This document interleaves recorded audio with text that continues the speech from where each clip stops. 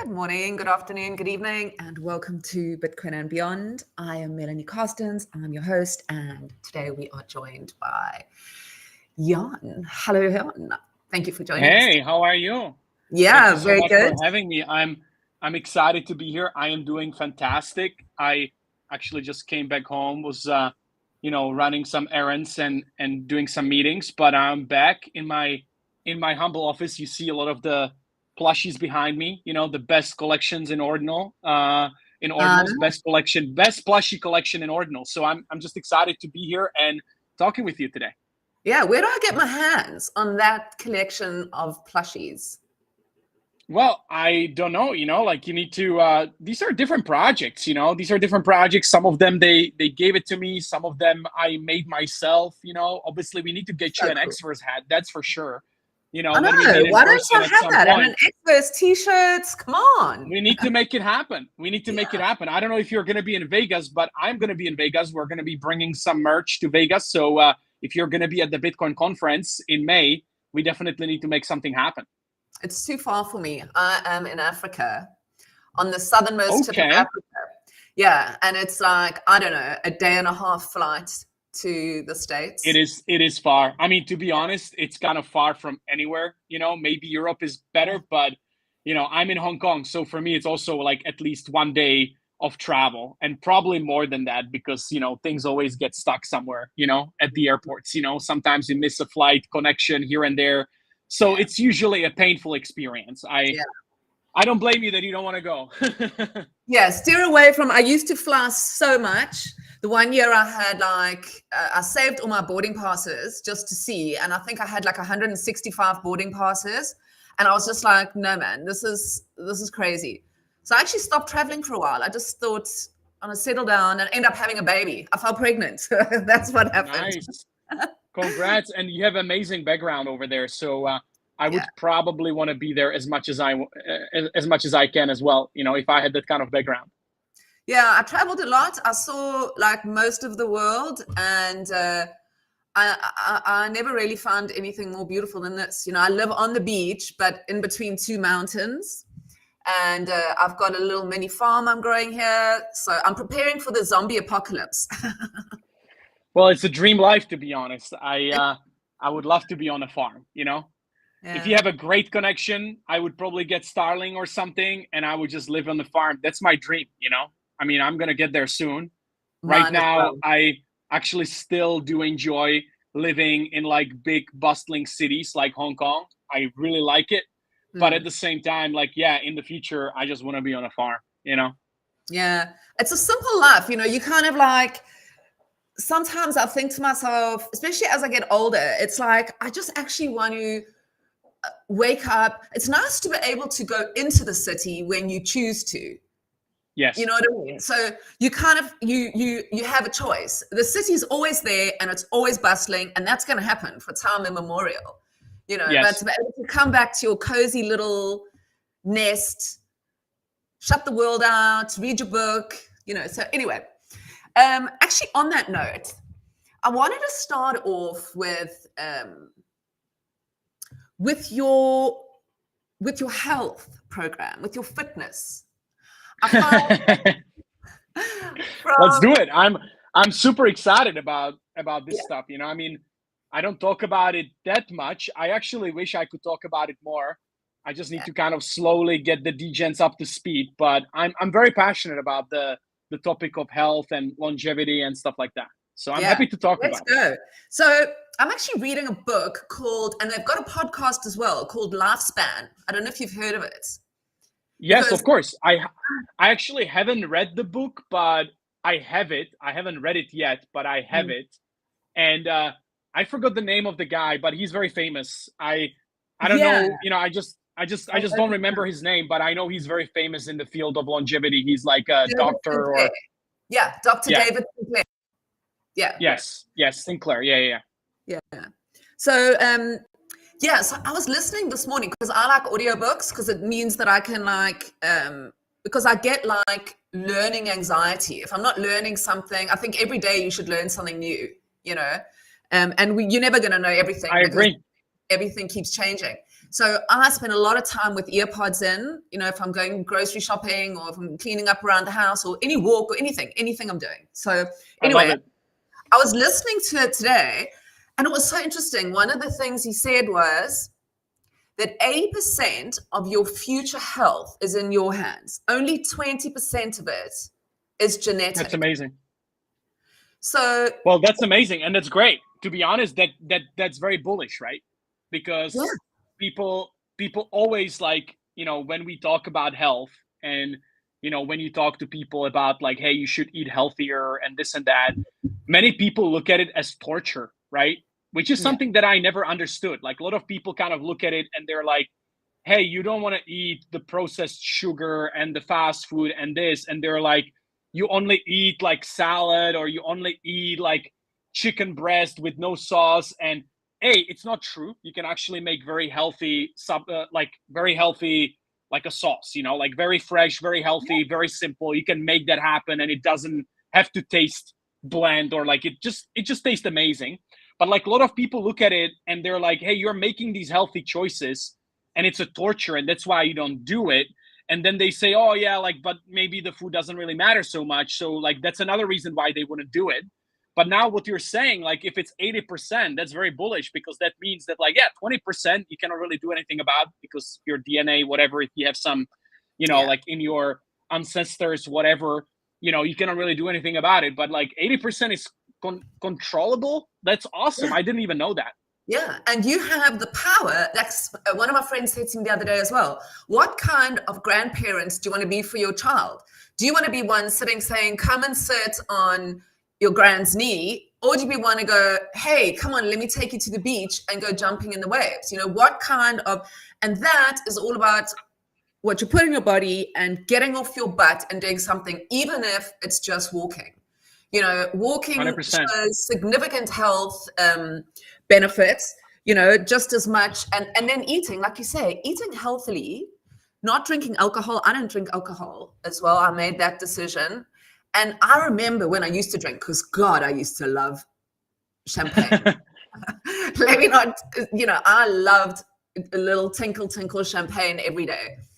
And I used to look at people who didn't drink and I'd be like, oh, shame. Like they can't be having fun. Now I'm like, hey, I'm high on life, and as silly as that sounds, 100%. I can wake 100%. up every morning, climb up the mountain. I live on a mountain. I hike up the mountain every day and I go swim in the icy cold sea every day.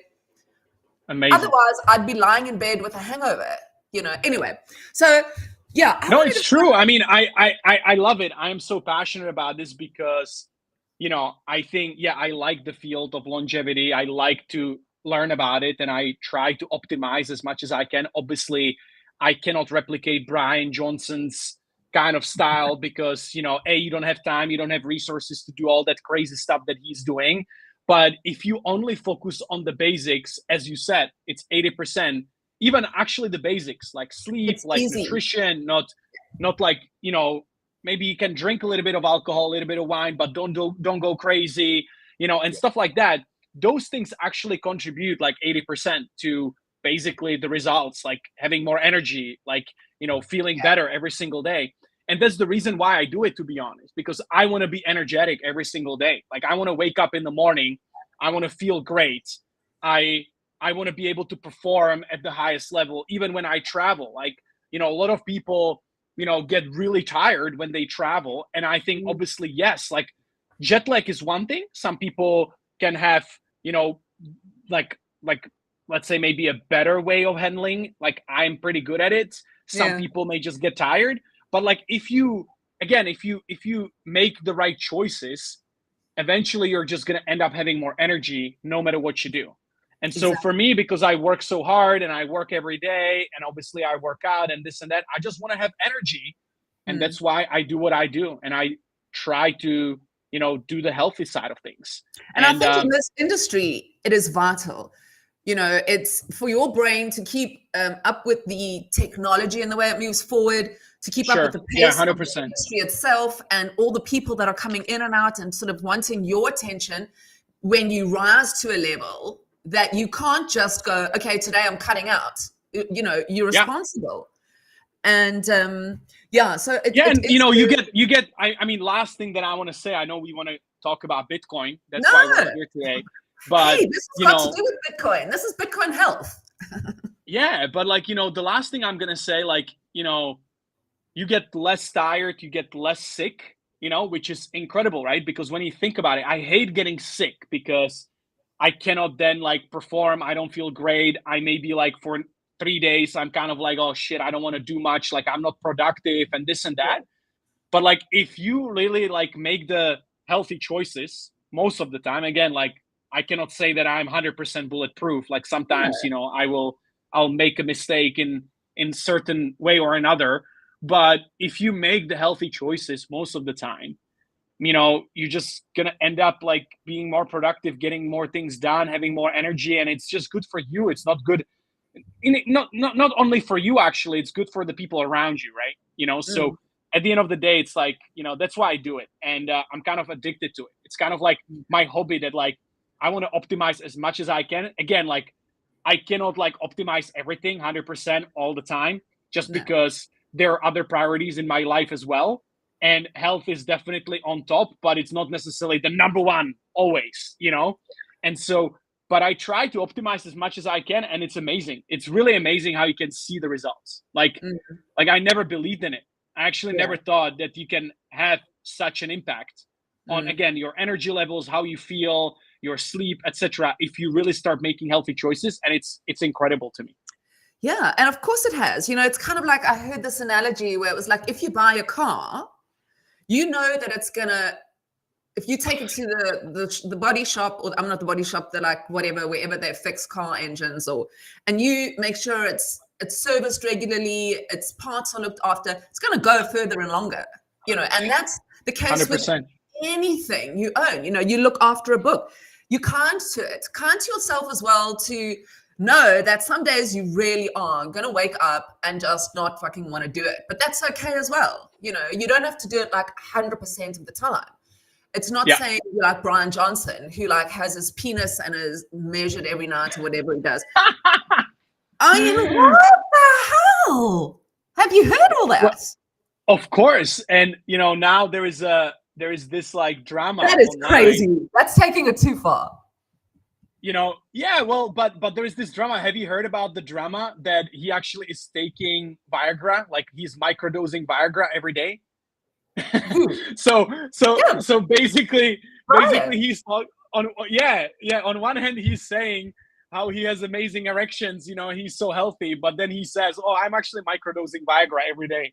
Oh my God. But have you noticed how that's crazy? He's kind of getting a bit aggro recently. Like he's got some, I don't know. I'm wondering if he's pumping too much testosterone because he seems a bit aggro. But I mean, that is like extreme, like 52 tablets in the morning. And, I mean, it's an extreme, right? Like the way I look at it personally, obviously I don't 100% follow everything that he does. I think most of those things are fucking crazy. And he's kind of like the guinea pig, right? So he's kind of the guy that is investing his entire wealth and even his health and life to basically try if these things actually work, and they may not work, and he may end up like fucking himself up to some extent, but he has doctors around him, so like he's kind of like, hey, if something goes wrong, we can reverse it pretty quickly because we're doing tests on you like every other day. And so obviously, I'm not doing that, and I think nobody should do that, to be honest, unless you have doctors around you that can like make sure that like nothing is going on in your body that you maybe don't feel. But I actually like it. For the sake of science, I think it's fucking amazing that there is a guy who spends all his fucking life and money to like test what these things could do for us in terms of longevity and health. I mean, we need these kinds of guinea pigs, to be honest, because if we don't have them, then like we're not going to make progress. So he's definitely going to go down in history. Yeah. He's definitely going to go down in. He's fascinating. I'll follow him on Twitter. I've watched the documentary Don't Die, and I'm really interested in what he's doing. And that brings us to as well. Now we just we'll get, listen, everybody knows about Bitcoin that's watching the show, okay? If you don't know about Bitcoin, go to bitcoin.org. I mean, longevity is important, right? Because we hodl, right? We want to have as much Bitcoin as we can, and we need to make sure that we're around until, Bitcoin hits 1 million, 2 million, 10 million per coin, So like longevity is very important, guys. Like, if you're not here in 20, 30, 50 years from now, you may miss out on gains, so it's very important. Exactly. That's what I even think. I promise you, I even think to myself, like, I want to live longer so I can see the fruits of all this effort and potentially go to Mars. That's like on my bucket list. It used to be going to Bali. Now it's, I want to go to Mars and check it out. So I want to live a long time. But do you know now, there's this, the topic of amortality, where they're saying that age is a disease that you can actually start preventing to a point. So amortality means that you can only die if you get hit by a truck or somebody sticks a knife and you'll shoot you with a gun. And they're saying that, you can basically, which is a bit weird if you think everyone can live forever, or not forever, but for a very long time. That's a bit weird too. But we can slow down, because I was listening again to this David Sinclair, where he was saying what's happening is the reason why you've got to keep your cells young, even though you are aging, is we start suffering from dementia. So you become a liability to your family. Whereas if you keep your mind, your body, both active, you know what I mean? Your brain and your body is going to keep up. But anyway, very interesting. What is your routine? Tell us about just a quick idea of what's your gym. Do you do weights? Do you run? Yeah, so I do, and again, I need to optimize further. I've been actually thinking about it recently, that I need to do more cardio, because I want to kind of improve, some of my, like VO2 max and stuff like that. But basically, I try to do everything, right? And I obviously optimize for efficiency, meaning that I don't have to spend 3 hours every day, doing my routine, because then I don't have time to do other things. So, I obviously go to the gym every single day for 45 minutes to 1 hour. I will do crazy hardcore cardio session for 1 hour once a week. And then for the rest of the week, I just do some weight training. I do, a lot of stretching. I will also do, maybe from time to time, I will just go and hit sauna. And at the same time, some sort of cold plunging, there. And so I try to kind of balance it out, so that again, I don't sacrifice my energy levels for work, because if I would go crazy on exercise every single day, it would really tire me out, right? So it's really hard. So if people, I could get bigger, I could probably get stronger, but then I would have to sacrifice other parts of my life. And so I don't want to do that. And so I just try to maintain good health, and just kind of feel good about myself, again, feel good, no injuries and stuff like that. So that's what I do for exercise. And then, the second thing is really just nutrition, so I try to eat as clean as I can. I do, combination of high protein vegetables and stuff like that. And obviously do a bunch of supplements, but nothing crazy. I actually don't supplement protein too much. I actually just have some multivitamins and stuff like that, some mushrooms and stuff like that. So I don't really go too crazy, but I do some sort of supplementation. And just every morning I will wake up and I will have this green, not green, orange giant, which is ginger, turmeric, orange. Yes. I actually do garlic as well, which is funny because some people think it tastes like shit, but actually if you mix it all together, it tastes amazing. Drink. And and I just drink it, in the morning, and obviously have some matcha or coffee, and then just have some healthy breakfast, with a lot of berries, like blueberries and strawberries and stuff like that. And that's just kind of how I start my day. I don't usually exercise the first thing in the morning, just because, that's kind of how we have it set up with my wife. Because in the morning I need to prepare breakfast for her. We walk our dog and stuff like that. But I do exercise ideally before lunch, or, early in the afternoon, unless something really major happens and then I have to put it off until evening. But yeah, that's what I'm trying to do. And so far it's working. I mean, it's efficient. I don't spend that much time. I can do a lot of work, a lot of tweeting when I'm at the gym, so like I'm trying to like always like maximize every minute that I can and try to multitask when I can.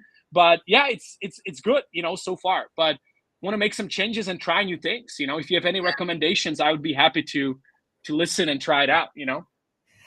What about adding what is it? It's bovine collagen. Do you take collagen? I do supplement collagen a little bit. Just in my breakfast, I will just because I have like a protein breakfast with nuts and blueberries and strawberries, and I will add a little bit of collagen. But again, I don't do anything crazy like that. I would just be like, that's good for the skin and the, it's good for a bit of, if you're gonna live long, you want to look hot. Yeah, I mean, I just do it in general. Like, again, I haven't really tested it so deeply on myself, like if it makes me feel and like look so much different. But again, like just a little bit, it's not that expensive at the end of the day. If you just like add 5 grams of collagen into your food every day, so into your smoothie. So like I do that, but again, nothing crazy. I don't try to overdo things. I also try to keep things simple, because then you can actually follow it long term, and it's like it's not expensive and it's like easy to remember. So like I really try to do simple things, not like, again, like I'm not gonna do Brian Johnson where I need to think about 35 things to check off my list and every morning. No, it's like me with a hike every day. I mean, it's easy to walk every day. That's why people who say like, oh, I can't afford to go to gym, I'm like, get off your butt, walk down the road. Get a dog. Get a dog. After I got a dog, we have a beautiful Australian Shepherd, and we need to take her out every day 3 times, and so I spend like 1 hour walking and calling when I walk my dog, and I just walk a lot because I need to walk my dog. So get a dog if you want to walk. Yeah. And on that note, dog. To the moon.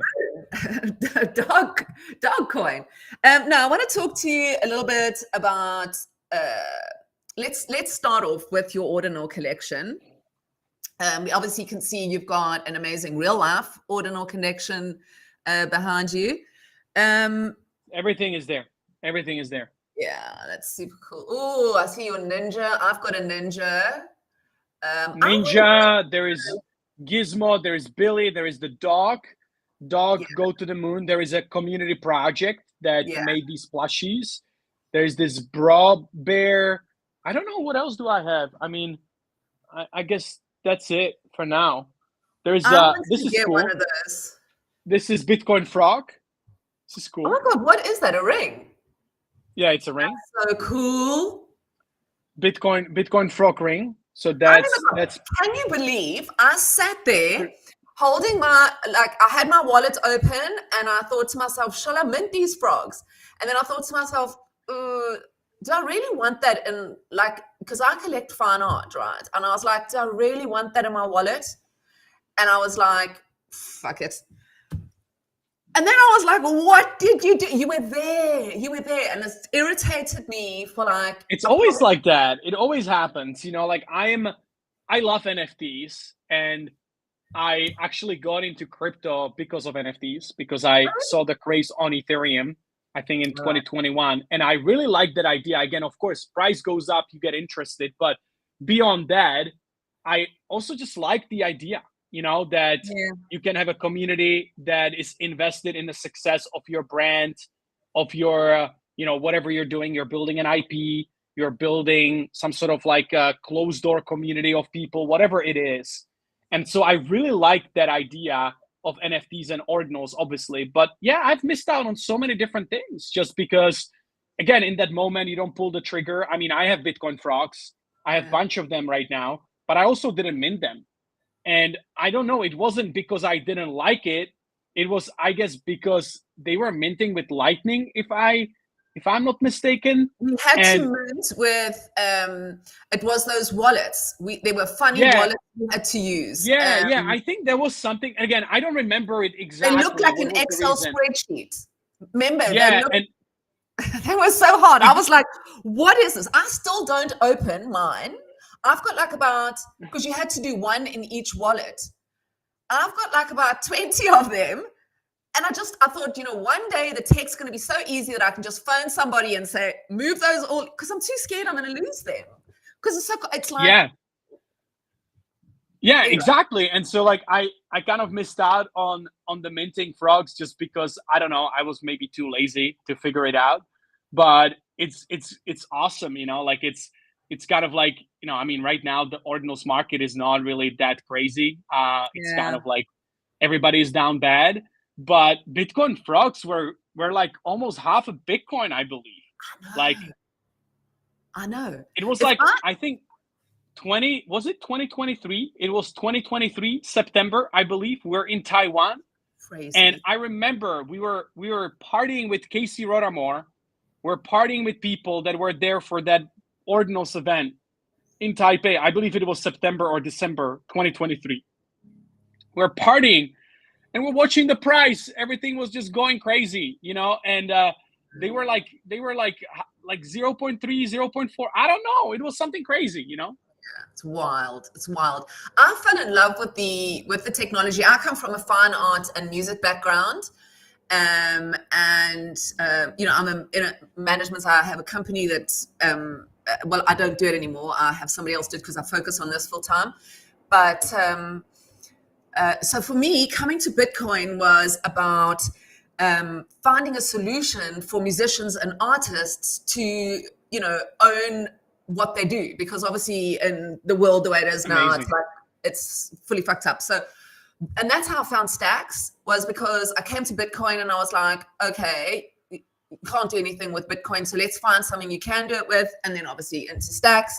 And then so when Ordinals came along, I was like, oh my God, this is it. So I kind of have got a lot of the sort of fine art stuff. My favorite is Far, the Flares by Far. I love the scents. What's his name? Rutherford Chang. Did he pass away? Rutherford Chang. Oh yeah, I think so. I mean, the art is behind it, right? Yeah. I don't know all the details, but I saw people tweeting about it a couple of weeks ago. So I do believe the art is behind it. He passed away, unfortunately. I don't know. Again, I don't know what happened, but yeah, it was an unfortunate news. But yeah. So yeah, those are my favorite. And Harto. I love Harto. Harto is amazing. Harto is amazing. I love the guy just because I've been hanging out with him a couple times and I have a bunch of his art myself, but I would love to get more because some of the really crazy collections that he's launching or he has launched recently, I really love it. I think it's just, it's like really groundbreaking, what he has been able to do on Bitcoin with generative art and inscriptions and the Ordinals protocol. And it's, and plus he's a cool guy, like he's really, really nice guy to talk to and just jam about stuff. So I love Harto's art and Harto himself. Oh, I'd like to talk to him as well one day. So maybe I'll hit you up. I'm sure he's going to be happy to talk to you. I think that's the secret is, you kind of have this craze when a new technology emerges and it's just like this mad craze. And it's kind of like, ants whose nest has been stood on. Just and then it's kind of like, because I think about that often, it's finding those artists who really are doing something with the technology and creating a new art form. And I think what's come out of Ordinals is this generative art theory, or, where they're able to do something extraordinary with the technology and they work with it. They're not just inscribing any old thing. And that's why I love Far. I got one of those, the Flares. Have you got one of those? Amazing. I don't think I have Flares, but I have a bunch of other things from Far. So, I'm exposed to Far, as an artist. I want to get that's another thing I do want to get some more of is the scents while they're down. But I think those kind of things, because to me, the technology is just too good. You know what I mean? For it to not ultimately be an art movement, because we move forward and we're going to live in the tech. So, yeah. I agree. I think, I think ordinals are really uniquely positioned because at the end of the day, yes, it's on Bitcoin and most decentralized chain, blah, blah, blah. We have heard this story many times. I don't think I have to go into it. But that's really something, that value proposition that we have talked about since the very beginning of Ordinals. That's really the number one thing that every single artist cares about. Like Harto and other artists, they want to make sure that when they put in so much effort into making their art piece, be it generative art or just like a normal art piece, it doesn't really matter what it is. But they put so much effort. I know Harto told me like he has been working on some pieces for like 6 months, right? Yeah. And so you put so much work into it. Basically, you're taking like actual percentage, like reasonable percentage of your entire life, and you're creating that art piece. You want to make sure that it's on the chain that will survive forever. Like you don't want to put it on, I don't know, some random ass chain that probably either is going to disappear or nobody's going to care about it in the next 2 to 3 cycles because there is going to be the next hot thing that people are going to move to. And it's all just speculation, right? And so I think Bitcoin really is in this unique position that it has this best property because eventually, if you care about collecting art, you don't care about if it's fast or slow, right? Like you can wait for 10 minutes for the block to confirm. Of course, if we talk about trading tokens and if we talk about meme coins and if we talk about, you know, even trading PFPs, that's different. I get it. People would like to trade it quickly. And for that, the L2s are going to come into play and we're going to build much better solutions, you know, for trading Bitcoin related or Bitcoin native tokens on these L2s. That's definitely going to happen. But for the art, it doesn't really fucking matter because like you can wait because you really like the art, you like the artist. And so you just want to make sure that you can buy it. It lands in your wallet. It goes to your cold storage and that's it. And of course you can sell it if you need to. But again, like if you look at art blocks, if you look at, you know, Chromie squiggles, if you look at Fidenzas, it's not that people trade it in and out. Like even it's on Ethereum, you could say, hey, it's quicker, it's faster. But like people don't trade these kinds of things like 100 times per day. They trade like maybe a couple of them per day or maybe a couple hundred or maybe a couple dozens, you know, I don't know. And so but it's also a bad sign to see art moving. I mean, if you looking at a collection and the art is moving and then you're going to say, well, that's a volatile collection. That is not a collection that is here for ages. Yeah, I mean, that's true. I mean, that's true too. But, you know, I think that we need a little bit more time for this, for people to realize that Bitcoin is really the prominent asset for these things. Yeah. Obviously, I do understand why this is happening, especially when we look at Ethereum, because that's another chain that is prominent for art. That's where it all started, right? The generative art movement started on Ethereum. And so, or, you know, maybe it started elsewhere, but like, you know, Ethereum really made it big, right? Yeah. So let's put it this way, because somebody may try to like double check me and say like, oh no, it didn't start on Ethereum. Doesn't matter, right? Like it really, like Ethereum made it popular with CryptoPunks and with art blocks and all of these different things. And so I do understand why people are reluctant to move to another chain, because they're like, yeah, Ethereum is cool, smart contracts. That's why the generative art, you know, like even was born. So there's a lot of provenance and stuff, and it will forever be valuable, I believe. Like as long as Ethereum exists, it will forever be valuable, these things, especially the early collections, the OG collections. But I think if we give it a little bit more time, and if we can just prove to people even further that Bitcoin is just the best asset, period, in crypto, which, you know, again, like everybody already knows that. Like if you go on Solana, you trade meme coins, you then want to come back and port it back to Bitcoin. Like that's what people do, you know? And so we just need to like, you know, keep at it. We need to keep sharing that message with everybody. We need to keep getting some really cool art on Bitcoin with people like Harto, like Far, you know, many other people. There's like dozens and dozens and dozens of cool artists that you probably know them better than I do. You can probably list them out. You know, I sometimes forget, but it doesn't mean that like they don't exist. They exist. They're awesome. And yeah, we just gotta give it some time. You know, I think it's gonna happen. 100% it's gonna happen.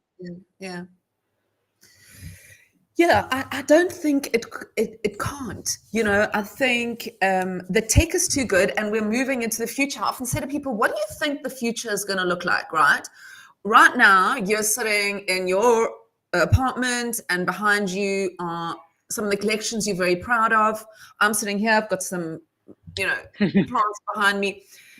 This is going to be, we're going to laugh at this interaction one day, because one day we're going to be sitting in the same room and we're going to be having pretend coffee with each other, and we're going to be talking. What does that room look like?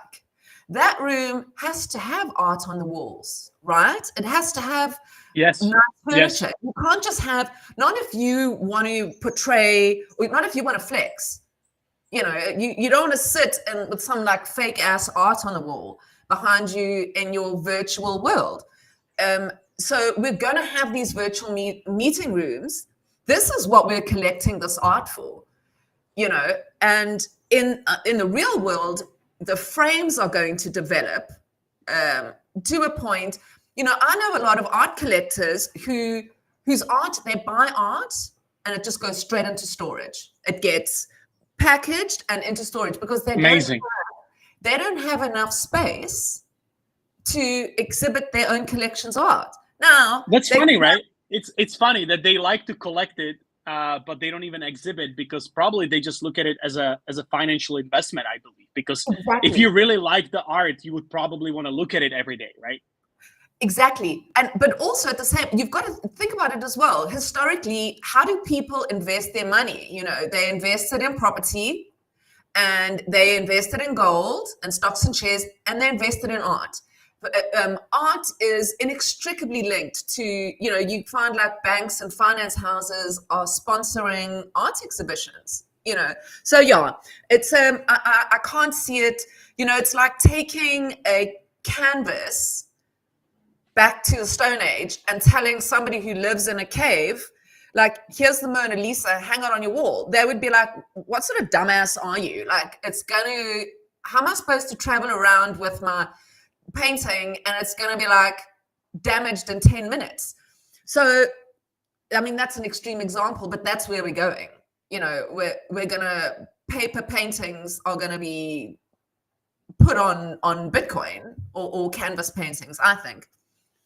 Well, anyway. I mean, you're not the only person who thinks that. I have personally spoke with people that are proactively working on this, right? That they want to work with galleries, and they want to make sure that these galleries put their work on chain. I think one really cool example, actually, which I don't know if you guys were aware of this, but Pizza Ninjas, when we were, I don't remember, where was it? I guess it was in Paris. Yeah. So I was in Paris during NFT Paris, and Pizza Ninjas community, they organized like a super dope event. So it's kind of like a side event for holders. And one of the community members that, he organized this thing. And we went to a local gallery that basically exhibits Picasso, but in a digital form. So basically they have all the Picasso art pieces. Yeah. But they projected, you go into like a gallery, which is kind of like an empty, like really cool, empty, I don't know, like just a room, like you can just sit on the ground in the room. Yeah. And then on the walls and all around you, they project these Picasso paintings in a digital form. And it's really cool experience. I would definitely recommend you to check it out if you're in Paris. Yeah. And what really kind of what stuck with me, I was like, hey, these guys are basically like, okay, so like a lot of people want to check out Picasso paintings and they do it in a digital form. Like they should put it on chain. Like, why these things shouldn't be ordinals? Like they're already in digital form. They're showcasing them. So like, they should store that piece of art on chain on Bitcoin so that it lasts forever. Again, like, it will never get damaged. As long as Bitcoin is around, you can always download it. You can always get access and stuff like that. And so it's pretty cool. I think I agree with you. I think it's going to happen. I think we need a little bit more time. But I think it's really something that makes so much sense. Mm. And that brings me to, I think I could sit and talk to you, it seems, for hours, but we better sort of move forward. Let's talk about that big X on your cap, Chief chef, right? Yes. Well, What yeah, is- I mean, that's what is kind peak of what chef? I call myself.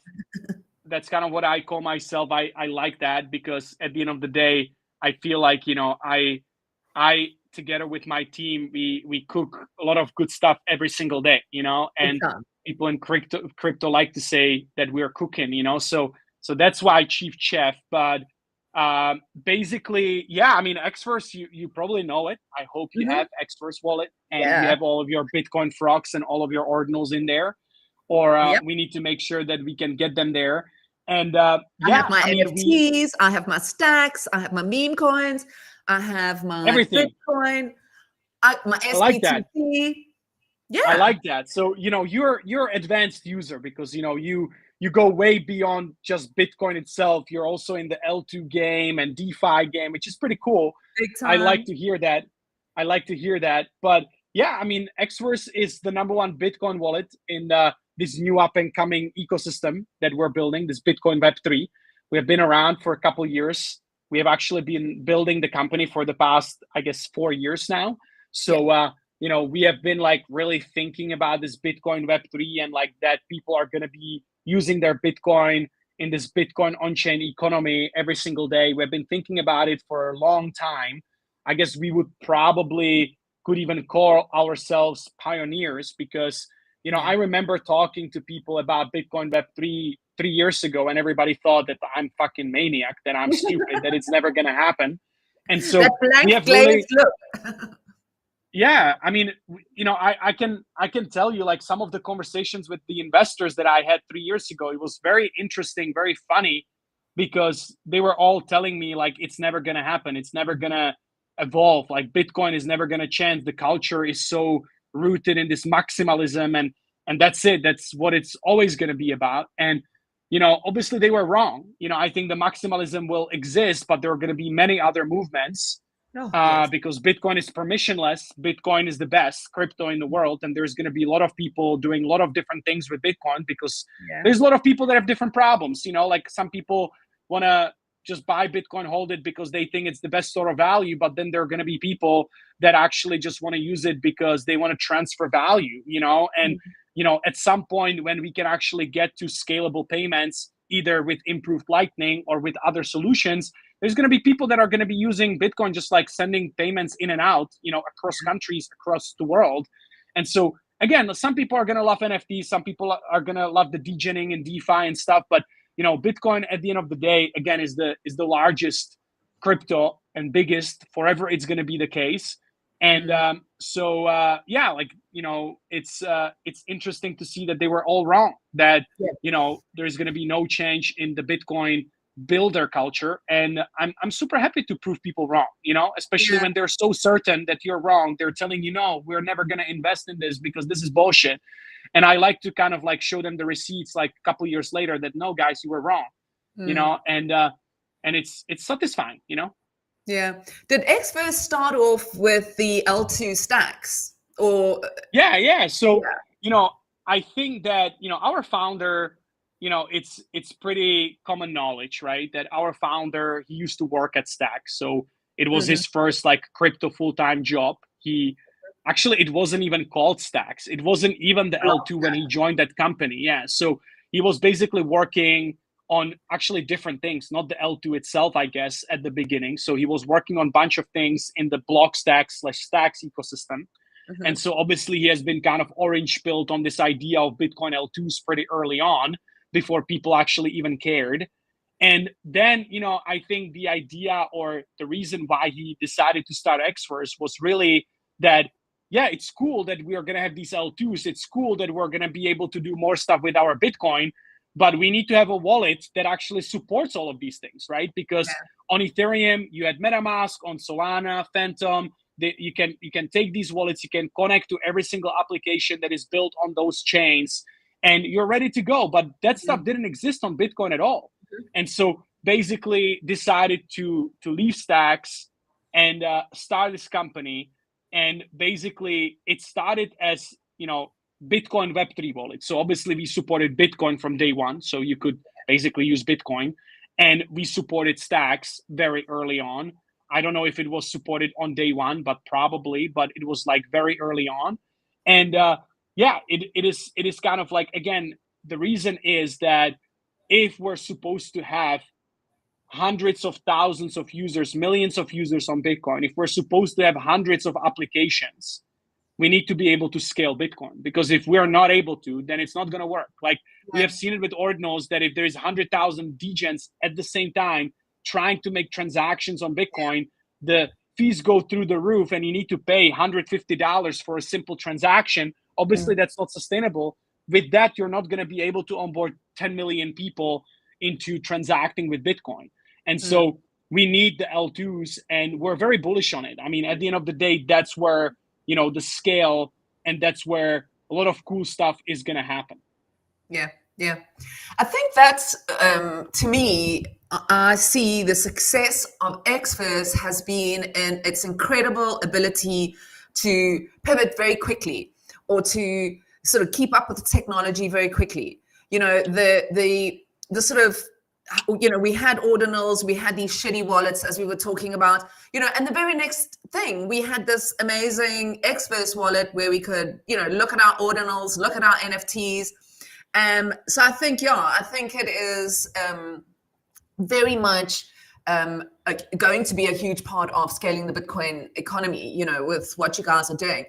I would say one thing, sorry about that, to jump in, but I wouldn't even say that we pivoted quickly, right? Because, you know, at the end of the day, it's really different, because we have been thinking about Bitcoin Web3 since day one. So we always had this vision that there's going to be a lot of activity on chain, on Bitcoin, and in these L2s.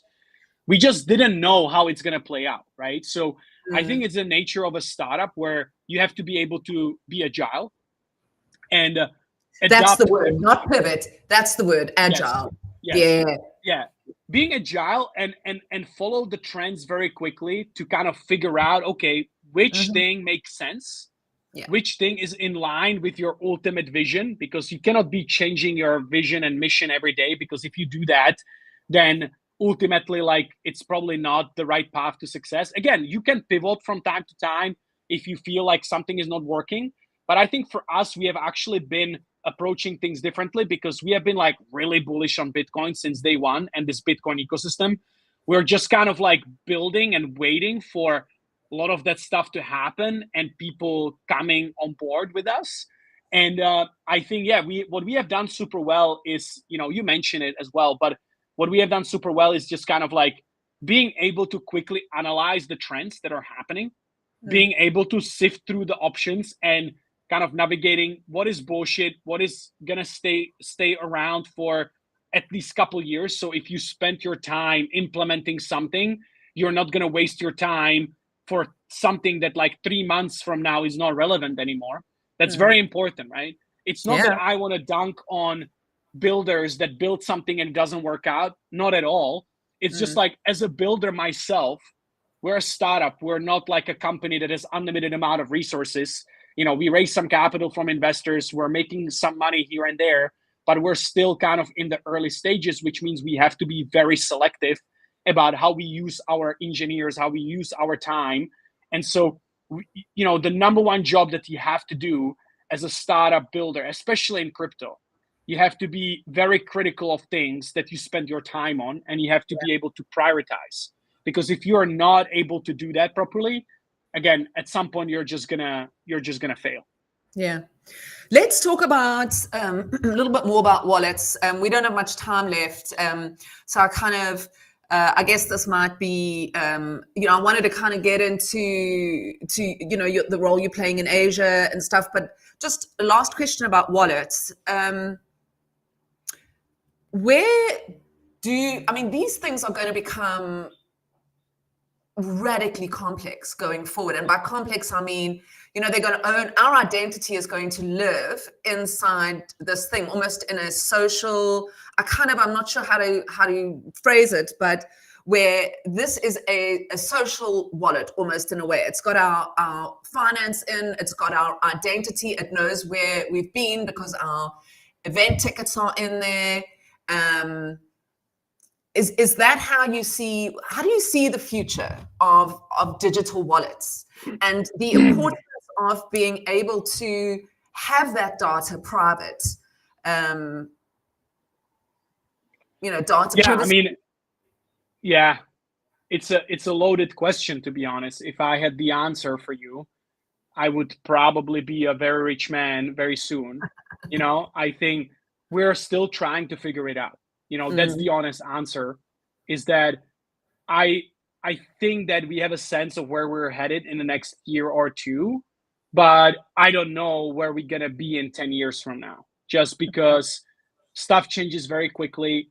Technology changes very quickly. Now with AI and with all of these things, it's crazy. Because every month you have new things that you need to think about, that you need to implement into your business, because it completely changes the game, the world. So, it's really hard for me to tell you where we're going to be super long term, but I think in the short and medium term, yes, I think that, wallets are extremely important, right? Because at the end of the day, every single person needs a wallet to be able to connect to the crypto ecosystem, to the Web3 ecosystem, and use all of these different dApps or features, etc.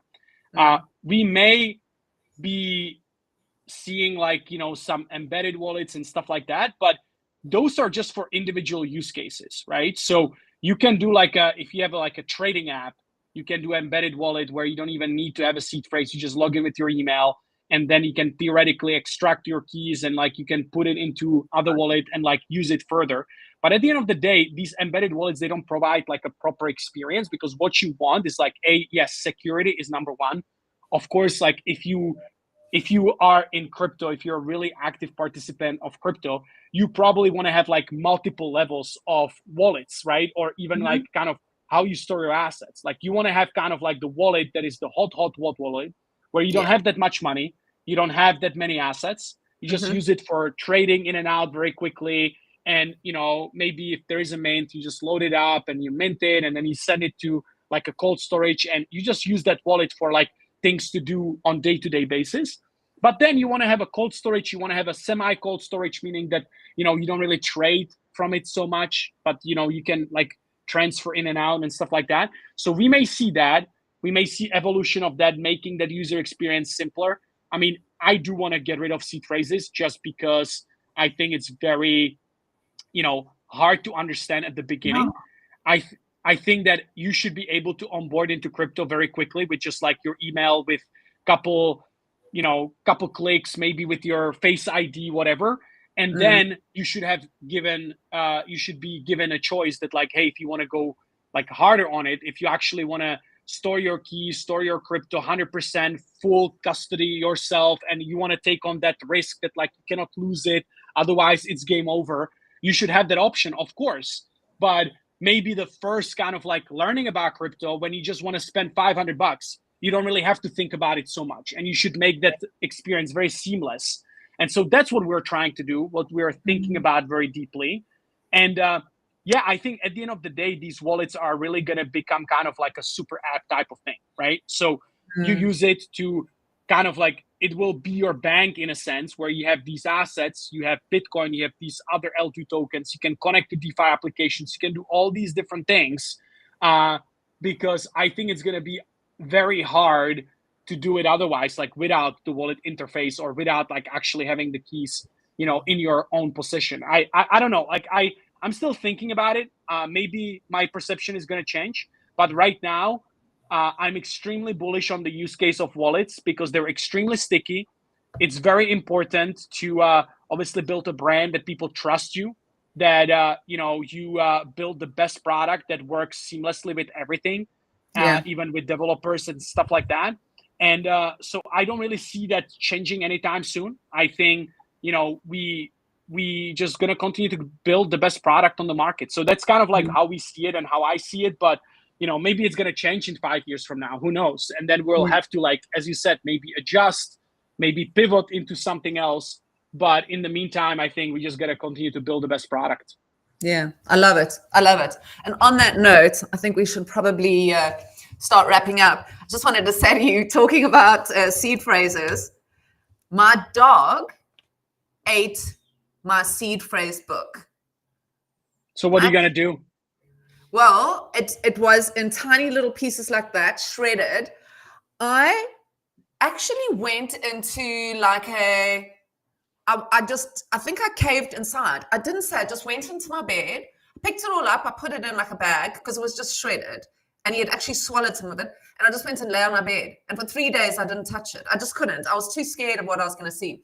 Luckily, with the wallets, you can, if you logged in on your computer or phone, whatever, you can go and have a look and see. So on the main ones, I'd had that. Thank God. I lost some of them, but I didn't really care. You know, I had my Bitcoin wallet. But yeah, it's like when you were at school and you said my dog ate my homework. That literally happened to me. My dog ate. That's crazy. I mean, you were lucky, right? You were lucky because you're right. Actually, I don't remember, you know, I have multiple devices where, you know, I have my wallets, my crypto. I don't really use crypto on my like phone, computer, for like work phone or work computer. I don't really mix things up because again, it's just like for security purposes. Mm-hmm. But yeah, like you actually, if you just like use your wallet, you don't actually have to like put in the seed phrase every single time. It usually just, you know, you just need a password. The seed phrase there in case like your computer shuts down or, you know, there is like some update and like, you know, something disappears, which can happen from time to time. So like you should 100% always have your fucking seed phrase, maybe in 2 locations, because we have had users in the past like complaining, oh shit, like my computer just restarted randomly and now I cannot really use the password anymore. I need to use a seed phrase. And man, it's scary. You know, it's scary. The seed phrase is there for a reason. I think it's very important to just keep repeating it. Like, yes, you got lucky because you didn't need it, but you know, it's something that you should have. Properly. Don't lose your seed phrase, people. So yeah, I think one last thing, I think a little bit of advice for people before we go. Unfortunately, we chatted too long for us to kind of talk about you being in Asia, and I was very interested, but I hope to have you on my show again, and then maybe we can go into that. But just let's talk to people who've watched the show and they want to kind of step into Bitcoin, they want to step into Ordinals. Where should they start? Are there any tools, communities, any steps? Where does somebody take their first step into getting into Bitcoin, into getting a wallet? Yeah, I mean, I'm a big fan of just getting your hands dirty, right? So I think you can definitely go on YouTube and you can, you know, listen to podcasts like yours, and you can kind of like get some knowledge and, you know, meet some people or like get some kind of advice from people, etc. But I think the way you really learn, the way you can really kind of like understand it pretty quickly is just like you download Xverse. Yeah. You put in like $100, you put in $500, whatever you're willing to lose, right? I think that's very important at the beginning. If you're just stepping into it for the first time, I wouldn't like put all of my money into it just because like you're likely going to make mistakes. You're likely going to mint something out of FOMO that is going to go to zero immediately. It happened to me when I first got into NFTs. It happened to probably everybody. Yeah. And so I would just put in a little bit of money that you're willing to lose. But actually the fact that you're going to go and start using these platforms, go to these marketplaces, go to these like DeFi applications, go to these like stacks applications where, you know, you can like, you can just get a couple stacks and you can start like, you know, participating in the DeFi world there.